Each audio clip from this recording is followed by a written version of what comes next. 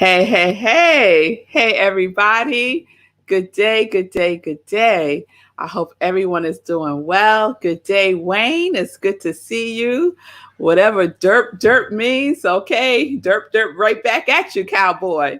Good day, Pastor Al. It's good to see you. I hope you are doing well.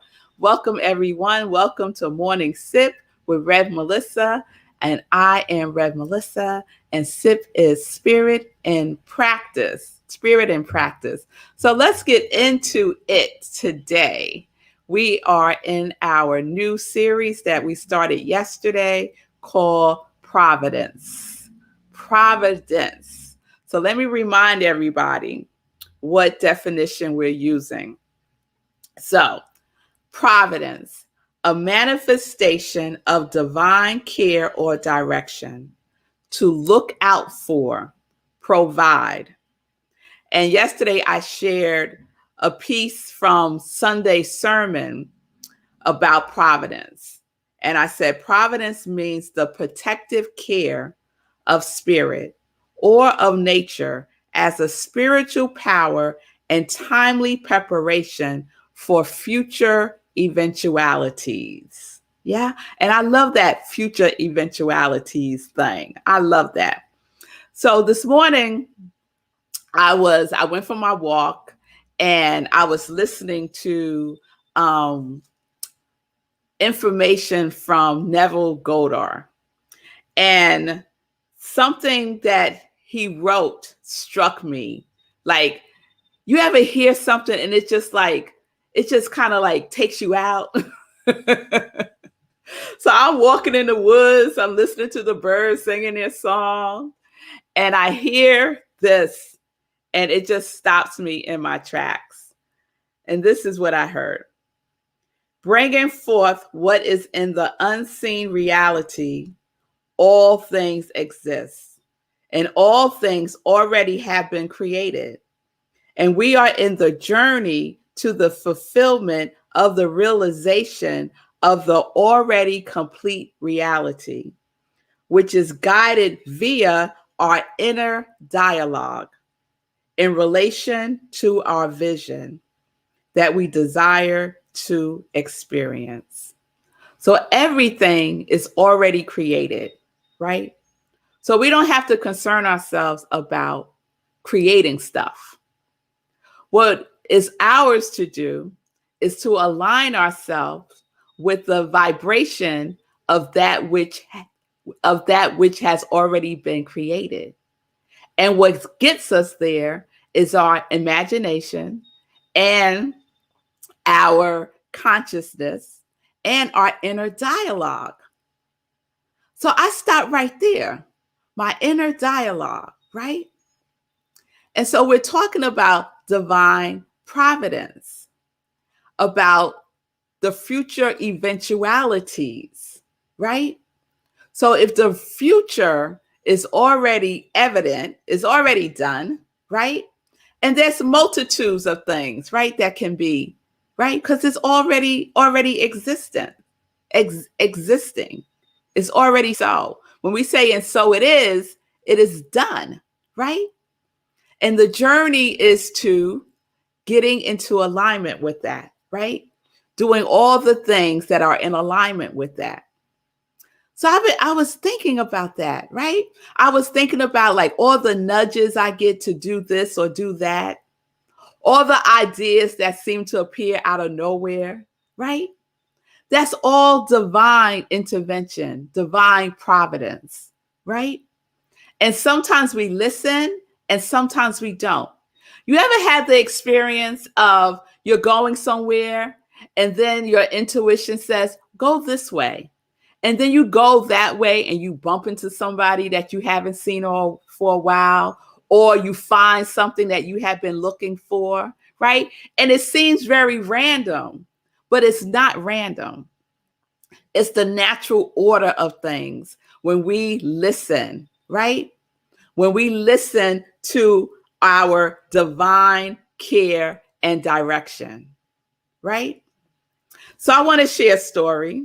And I gave you like a little teaser yesterday about this amazing story. this story is about divine providence. And I'm going to share the person that this story is about. He made a video about what it all became for him, like a 5-minute video. So I'm going to show that at the very end of SIP because it's extraordinary. And even though it's extraordinary, it's natural. It's natural. It's a, of course. It is a, of course, right? So this is the story. So it entails a art collector. His name is Guillermo Levi Lambert, and I'm probably killing his name, but he's a Frenchman. He lives in Singapore, and he's the co-founder of Arts Porter and the Magma Collection. His favorite artist is Roy Lichtenstein. I might be killing his name too. Lichtenstein. So I'm not familiar with this artist, but when I went to look, I said, oh, I know that art. I've seen that piece. So he's in the pop art genre, right? So Guillermo goes to California. He lives in Singapore. He just started a new relationship with Mark, and he invites Mark to come with him to California, to LA for vacation. They've only been dating for like a month, so it's brand spanking new, right? But he was led to ask Mark to come with him to LA for vacation. So they both go to LA. They go to the art galleries, and Guillermo wanted to go to see a exhibition of Roy's work. We just gonna call him Roy because I'm killing his last name, of Roy's work. So this was one of the pieces of Roy's work. So let's put up the desk calendar. So this is one of Roy's pieces called the desk calendar. So let's leave that up there for a minute because I just want to point out a couple of things. So Roy painted this piece of art, right? Roy does day-to-day things in your life. That's the focus of his art. And so this is a desk calendar. And on the day that he painted was, you see this, May 21st, and you see the year 1962. So Guillermo is looking at the desk calendar, and immediately he sees the date, May 21st, 1962. That's Guillermo's birthday. And then he notices the calendar on the side, the monthly calendar on the side. In October, there's one date that is circled and it has an arrow pointed to it, October 26th. October 26th is Mark's birthday. Did y'all hear what I said? October 26th is Mark's birthday, and May 21st, 1962 is Roy's birthday. They're in a brand spanking new relationship. They go to California together. Roy is Guillermo's favorite artist, and the piece of art that he sees has his birthday to the year and his new lover's birthday circle, the only date circle. So this stopped Guillermo in his tracks. He was like, what in the world is this? So he became obsessed with this piece of art that had his birthday and Mark's birthday, right? Sidebar, him and Mark have now been together for 18 plus years, right? Okay, so they tell the story, and it's like the most romantic story that you ever heard in your life, and it really is. So the other thing that was on that painting was a phone number, and you might not be able to see it, but it's a New York phone number, 212-288-4820. So what do you think Guillermo did? He called the number. The number just kept ringing and ringing and ringing and ringing. Nobody answered the number.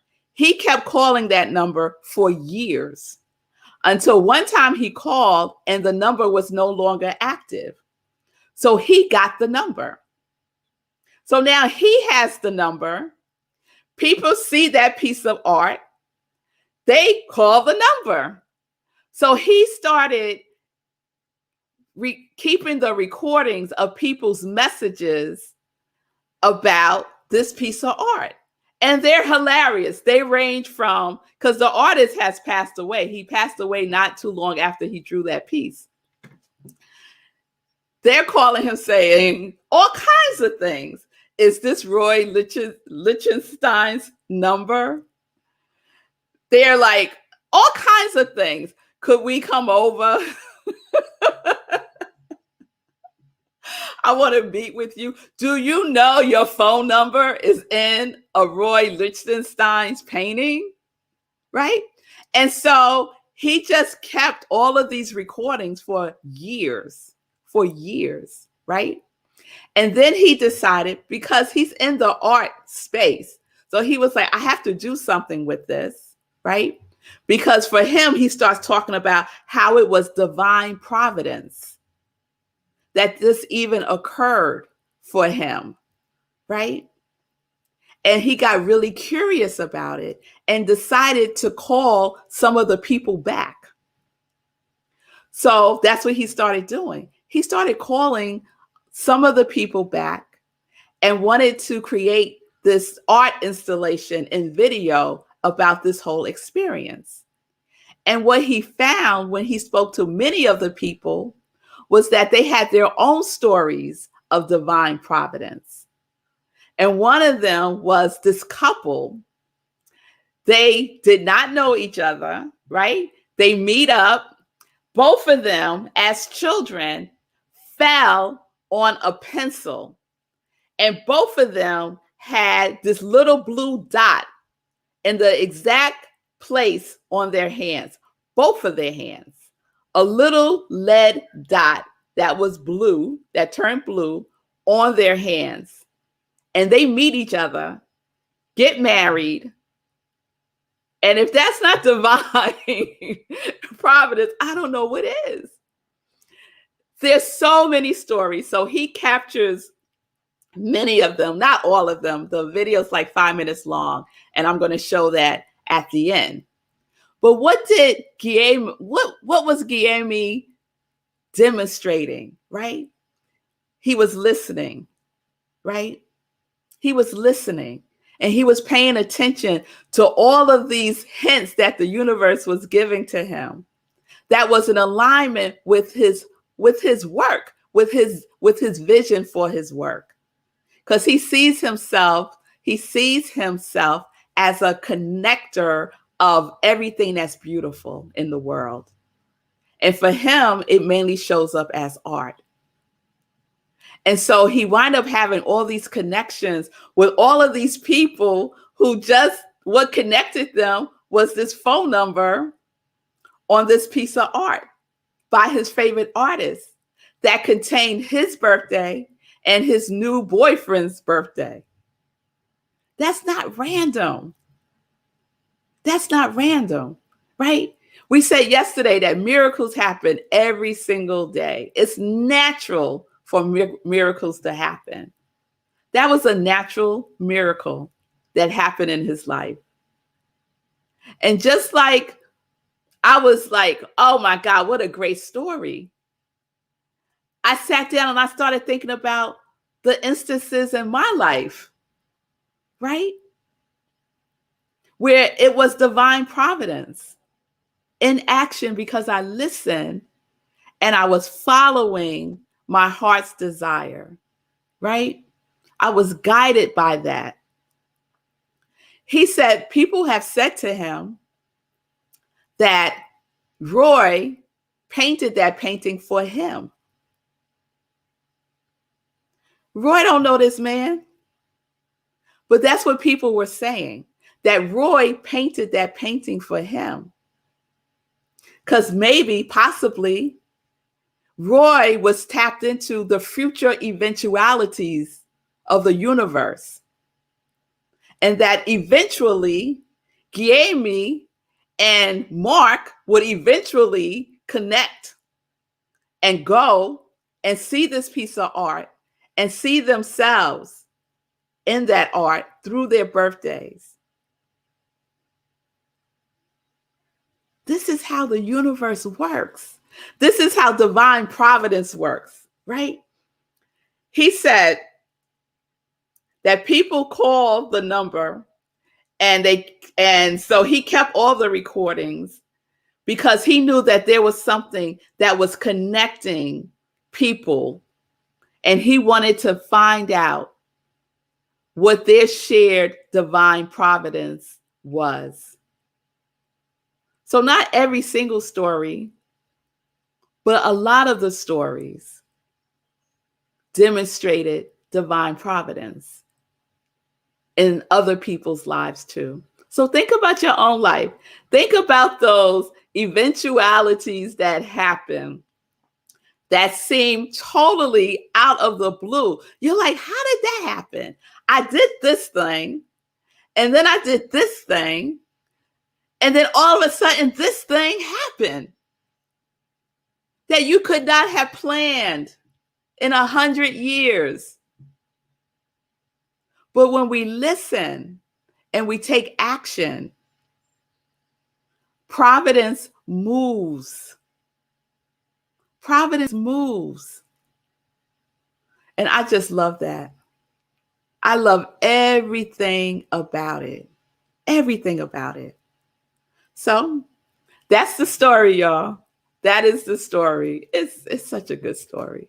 That's the story. So if you want to hear the whole story, you can go on YouTube, and Guillermo did a TEDx talk about this very thing that happened to him.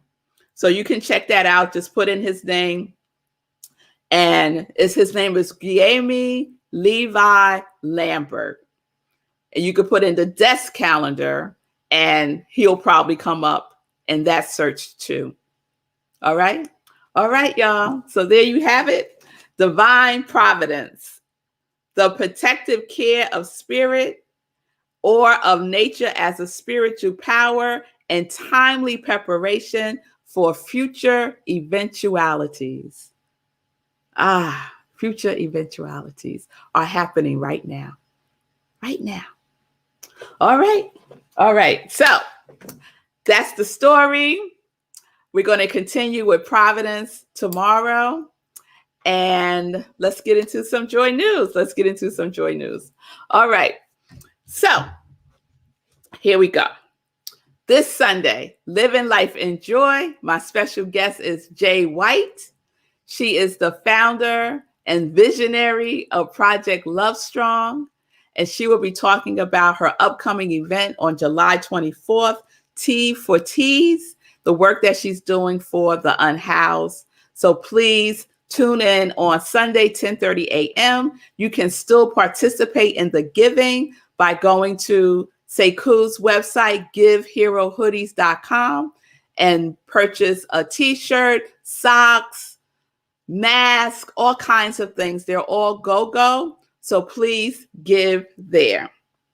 July 23rd, 4 a.m. Eastern Time. Please come on for the meditation with the full moon right here on New Thought Media Network, and after party on Zoom. That's what we're doing, y'all. So join me June 23rd. That's a Friday, 4 a.m. Eastern Time. And remember, on the days that we do meditation with the moon, there is no 1030 sip. Okay? All right. All right. So let me check in with Sekou real quick, and then we'll wrap up with the video called Evidence. And it's basically Guillermo putting together, I guess, like the highlights of what happened and also sharing some of the story. Okay? All right. Hey, folks. So I just put his name in the chat, Guillermo Levi Lambert, so you can see his name there, and just Google Desk Calendar. And the TED Talks comes right up when you Google his name and Desk Calendar. Cool. There's that. And yeah, just in terms of what you were talking about, you said future eventualities. You used that phrase, future eventualities.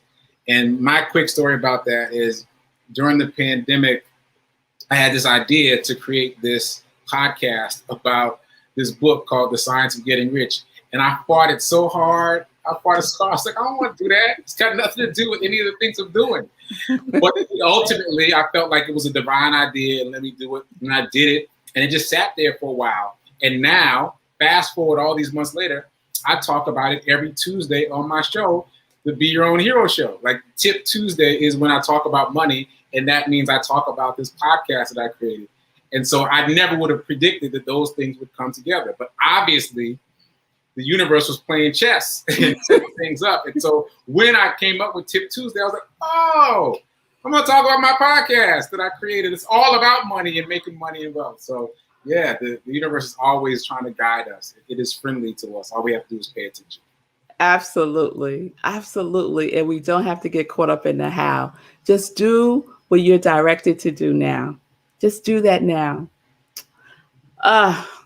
So tomorrow we're going to talk about more about the inner dialogue and divine providence, because I had church in Wilson Woods. I went walking in Wilson Woods today, and I had church up in there, and got clarity about something. When I talk about, how she be chit-chatting and stuff, right? My whole dialogue is going to change. It's changing. It's a different dialogue. So we're going to talk about that tomorrow, because that's part of divine providence also. All right, y'all. So please stay on and watch this 5-minute video created by Guillermo about his experience with this art and divine providence. Here we go.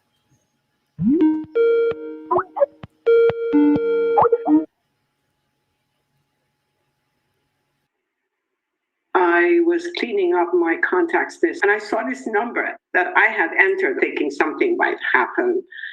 And well, a week ago, I decided time has come up, I deleted it. And a week later, I get this text from you.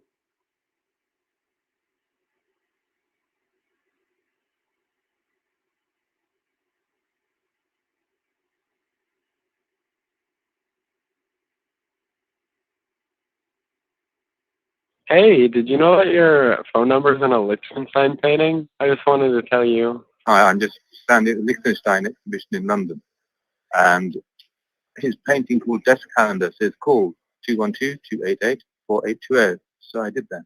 Anyway, have a good day. Cheers. I just met Mark, literally 1 month before. So we ended up meeting in LA, halfway around the world. It's the first museum we ever visit together. And then we stumbled upon Desk Calendar. Liechtenstein was my favorite artist. The first thing I see is the date at the top middle of the painting, with May 21, 1962, which is the day I was born. Yes. Then on the left-hand side. Wow. Yes. On the left-hand side of the painting, there is this planning for the year with the 12 months and this one-day circle. Only one-day circle with an arrow pointing to it. That date is October 26, and that's Mark's birthday. That is crazy. Oh my God, you guys are still together? Yes, we're still together. Crazy. This was meant to be. Oh my God. This is amazing. Yes. Wow. This is your painting. Do you remember The Wedding Banquet? The movie, Ang Lee? That's probably one of the very first movies with a gay plot. Mark being Chinese, the movie felt very special. I get goosebumps all over the Do you place. remember who's the actor who plays the part of Simon? Who is it? Mitchell Lichtenstein. Oh. Another one. Another thread. But related? The son of Roy. Oh, wow. I see the name Mitchell Lichtenstein. As I hold the video, I Hear a voice in the back of my head. knew immediately there was Roy Lichtenstein who said, Guillaume, this painting, I did it for you. And less than 2 years after seeing Desk Calendar, I surrendered. For my 39th birthday, 26 years late, You did your bar mitzvah? Yes. Over the years, I called the number a few times. The first time I distinctly remember calling was April 11, 2001. I left a message and I panicked. But when I called again about 5-6 years ago, it was no longer in use. Probably because whoever inherited it got tired of those kind of calls. So did you really believe you're calling Roy Lichtenstein? No, I didn't believe I was calling Roy, I don't think. Maybe some distant ancestor or... It was just begging to be called. This number was sitting there. Does divine providence mean anything to you? I don't even know. You know, my mother has a story that she just had this feeling that she needed to call her mother, my grandmother. And the moment that she called, my grandmother had found out that her father had died. Somehow she just knew that she needed to make that phone call. Oh, a will. Yeah, my will says don't sell out. I didn't get this knowing the fact that my father got these fortune cookies, on the Chinese fortune cookies. He wrote on all of them on pieces of paper 30 years ago, don't sell out. We both stuck ourselves with a pencil in the exact same place and have a blue spot in the exact same place. On both hands. Oh, wow. Both hands. Would that be a divine providence thing? You're the expert. There's so many incredible magnetic things that are unexplainable, but we plan on spending the next 30 or 40 years trying to find more. What is like the scope of your project? Are you making an art piece with it? Or are you just trying to search for the meaning behind these experiences that you've had? Almost like a Lichtenstein painting itself with the tiny dots. Yes. Little snippets of people's conversations. Hello, I'm looking for Mr. Lichtenstein. If you could please call me back, I would really appreciate it. I need to speak to you as quickly as humanly possible.